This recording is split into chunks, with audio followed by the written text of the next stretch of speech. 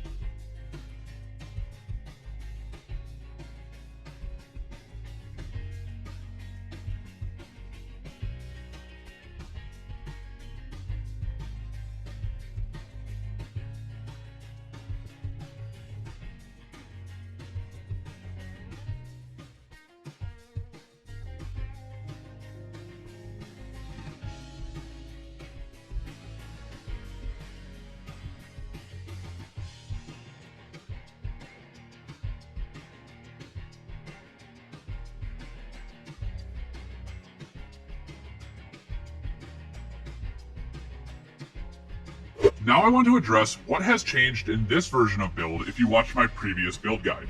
So, Blizzard disabled Edge Masters, and this is a big deal for the previous build. With that build, I would take more utility-focused skills because we were incentivized not to be below a certain threshold of energy. But now that the aspect is disabled, I've made the following changes. I moved the aspect of corruption to my crossbow to amplify the benefits, and I've added accelerating aspect to my ring. Then for my skills, I swapped from poison trap to cold imbuement. Let me explain why. Now that we don't have to worry about waiting for our energy to be as high as possible in between shots, we can use penetrating shot as often as we want. But hold on, I don't want to confuse anyone, and I've gotten this comment quite a few times, and I want to address it right now. If you have energy problems with this build, it's probably because you don't have resource generation on your jewelry at all, or you don't have any additional maximum energy on your gear, period. It also could mean your gear isn't built right in general. Since level 60 when I began running this build in different variations, most of the time, normal enemies die in one use of an imbued penetrating shot. If they're elites, it can be 2 to 3 shots depending on their affixes, but since I'm able to kill enemies so quickly, I'm not having to spam the ability.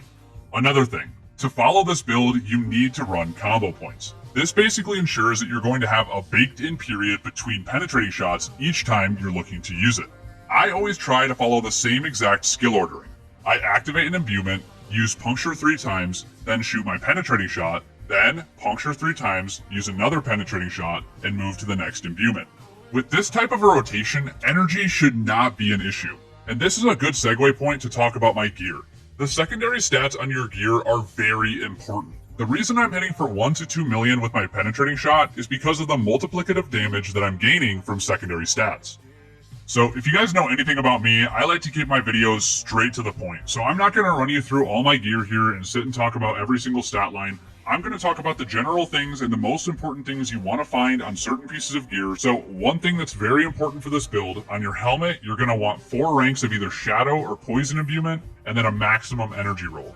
That maximum energy roll, like I mentioned earlier, is going to help a lot with making sure you always have energy to use pen shot if you're doing the rotation properly.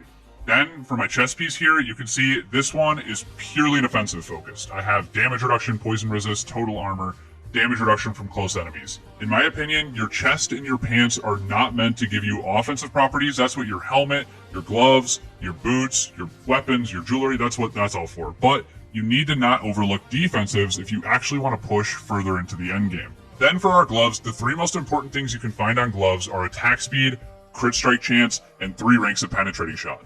It could be 4, but I got unlucky and got 3. Then for that 4th line there, I would actually want to have lucky hit chance. Then, like I mentioned, for pants, you want purely defensive stats here. Some good ones are total armor, damage reduction, dodge chance, damage reduction from close enemies, and etc. Then for our boots, I'm running Penitent Greaves myself, and I think that's a really good option for this build. But if you can't find these, no problem. The most important stats you're going to want on your boots are going to look something like this. You would want movement speed, you would want some dodge chance, you would want some dexterity, and stats of that nature. The most important one on your boots, in my opinion, is the movement speed. Then for our crossbow, the best in slot stats, and my bow here is not best in slot by the way, you want to make sure you're going with a crossbow because crossbows have a guaranteed vulnerable damage stat line, as you can see. I'll show you here with another crossbow, as you can see here, vulnerable damage. But going back to mine, you would ideally want vulnerable damage, dexterity, core skill damage instead of my basic skill damage, and then critical strike damage with imbued skills. That last line there could just be a raw crit strike damage roll, so keep that in mind. Then for the first dagger, Condemnation is a great thing to use in this build because like I said, we are using combo points. And then for my second sword, I have crit strike damage, so that's why I went with a sword because those come with another baseline stat of crit strike damage. Then I have basic skill damage, dexterity, core skill damage, vulnerable damage. Again, similar to my crossbow, I would want to change that basic skill damage into crit strike damage, but beggars can't be choosers. Then for my rings, I have crit strike chance, crit strike damage, imbued skill damage, and then critical strike damage with imbued skills. Now, like I said before, if you are struggling with energy, one stat line you could get here to help would be resource generation. Also a stat line that I don't have on this ring, for example, vulnerable damage is another great thing for both of your rings. And then moving on to our amulet, I would ideally want marksman skill damage. I would want some ranks in exploit. You can actually get ranks into passives on your amulet. I've gotten pretty unlucky so far. But me personally, I really like getting points into malice or exploit because the scaling percentages on those abilities is really nice. Then you can see here I also have imbuement skill cooldown reduction. That's a very nice stat line to have. You also could get resource reduction here. And then anything that sounds good for offensives on your amulet is what this piece is designed to do. But there you have it, nice and sweet. That's the gear. Let's move on. If you skipped ahead of the gear part at all, this build will not be as effective as you see it shown in my videos. The secondary stats are really important. So now that I've discussed how the build works and what gear is required, I really want to break down what I'm doing to play this build to its highest potential. For the actual gameplay part of the penetrating shot build, here's 3 principles that you should keep in mind at all times while you're playing. First, understand your imbuements. Each of the 3 imbuements have their own specialty. Like for example, Shadow is great for AoE situations because of the explosion. Poison is exceptional in single target encounters because of the damage over time. And Cold Imbuement is a great general imbuement for some crowd control while still benefiting from the damage increase from our imbuement-focused Paragon board. Principle 2. You should group enemies as tight as possible. With Trick Shot Aspect, the 2 additional arrows that are shot off of Penetrating Shot have this amazing ability in conjunction with imbuements to explode an entire pack if they're clumped tight enough. And for Principle 3, probably the most important, always use Penetrating Shot with maximum combo points and imbuements. You should never be shooting a single penetrating shot that isn't imbued by combo points and an imbuement skill. I like to think of this build as a bit of a dance. The dance goes like this. First, activate an imbuement, then 1, 2, 3 puncture uses, use penetrating shot where the highest density of enemies are, and repeat. Now, those are my 3 principles, and following those principles will help you find a lot more success with this build, but that's not all I'm going to show you. I'm going to walk you through some scenarios of a nightmare dungeon and do my best to explain what I'm doing along the way. Alright, so we are in the nightmare dungeon now, and the first thing I always do when I hop in is I'm going to activate Shadow Imbuement. Most of the time at the start, you'll be fighting trash mobs, so like I said before in the other video, oh, you know what? I'm going to need sound for this, because we have the most annoying affix in the game here. We have our beautiful friend, the Spinning Disc of Doom, who already went off, and please let me back in. Okay, we're good. So anyway, I have my imbuement on right, and you can already see my cooldown's reset, so now I'm going to have an extra, basically 2 free skills to use my imbuements on. So I'm going to start clearing a little bit, get deeper in here. And as you can see here, my big thing that I like to do a lot is try to put myself in between enemies in a way where my pen shot's going to hit the most enemies possible. It's going to be so hard for me to commentate this with this affix, but this is a good dungeon to do it with, so we're going to stick with it. So here, I want to clump up enemies as much as I can because we want to try to get pen shot through as many as possible. Shadow Step out of the CC, get in this. Shadow Imbuement for some clear.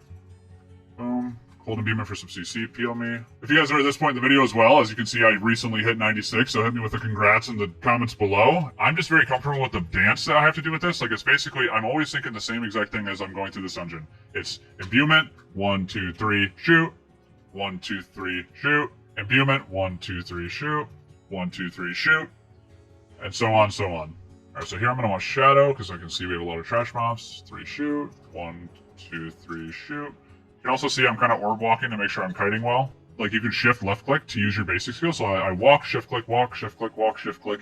That's why I'm so good at using puncture, is because I've gotten orb walking down pretty well. So, like, you know, I can do this, this, this.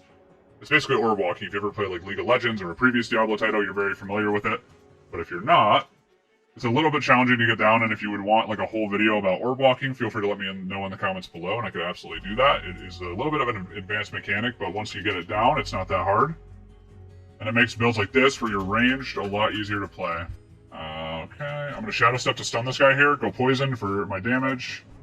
Anytime you have an enemy that has that affix on him, it's called Suppressor, you're going to want to Shadow Step on that enemy, because you want to make sure you can kill them as soon as possible, so you don't want a chance you're going to miss your penetrating shot. Moving on, we have our boss fight here, and I'm going to start with Poison Imbuement, then 1, 2, 3, Poison, 1, 2, 3, Poison, 1, 2, 3, Shadow, 1, 2, 3, Shadow. I'm out of energy here. This is a bit of a problem. Boom, we're good. 1, 2, 3. Shadow Step, 1, 2, 3, cold. Oh, don't have energy. 1, 2, 3, done. So again, there are periods, especially if you're like me and you don't have resource gen on your rings, where in boss fights you will need to play carefully for a second and like kite around while you're waiting for your energy to come back. But generally, like you saw there, wasn't too big of a problem. All I had to do was Shadow Step to get a little bit of space, play relatively safe for a second, and I was good to go. Boom, there we go. I could absolutely go more into depth into some of the things I'm doing to find success with this build, but there's a lot of subjective parts of build guides that are really hard to account for. If you do have more comments or areas I can help clarify and advise you, leave a comment. I try to do my best to get back to every comment, and since you've all been so supportive, I want to offer as much help as I can.